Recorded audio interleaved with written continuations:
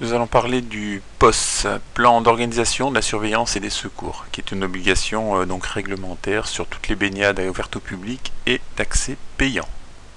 Donc en résumé, l'objectif du POS, c'est d'établir un plan permettant l'organisation des secours en fonction des risques de l'établissement, donc adapté aux spécificités d'un établissement.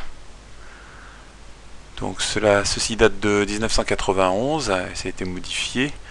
Et donc le POS est obligatoire pour tous les établissements d'activités physiques et sportives et de baignade d'accès payant.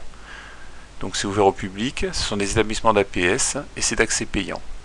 Alors, les informations qui doivent être disponibles dans le POS sont l'identification du matériel de secours disponible pour la recherche, le secourisme et la réanimation, l'identification des moyens de communication et le fonctionnement général de l'établissement avec ses périodes d'ouverture permanentes, saisonnières, occasionnelles, qui tiennent compte bien sûr de l'affluence.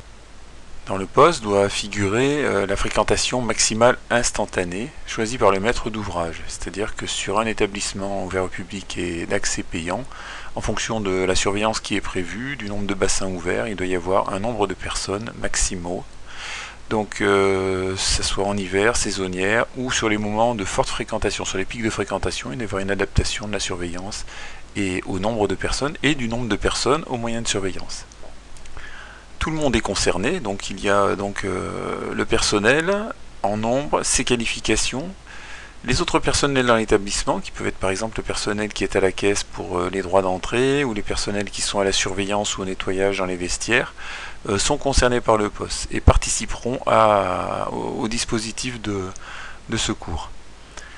Et les zones de surveillance doivent être précisées, sachant qu'il faut savoir rester intelligent et ne pas se mettre trop de contraintes pour définir des zones de surveillance, car ces documents sont repris bien sûr par les tribunaux et ça peut poser des problèmes.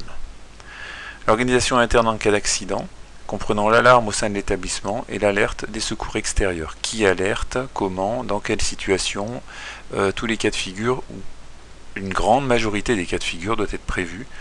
Ceci nécessite, et c'est recommandé, ce n'est pas obligatoire mais c'est recommandé, des exercices de POS. Donc comme il n'y a pas deux établissements similaires, il va falloir faire un dispositif et prévoir un plan d'organisation qui soit adapté à la spécificité. Ça doit être rigoureux, réaliste, ça doit tenir compte de la nature et des caractéristiques de l'établissement ou de la baignade. C'est un document qui est important, qui est déclaré à la préfecture obligatoirement et qui relève de la responsabilité de l'exploitant. Il va de soi qu'un POS mal adapté va amener éventuellement des problèmes d'accident, des problèmes de contentieux et l'exploitant ne sera pas le seul responsable. Donc tout le monde est un peu concerné par ce POS.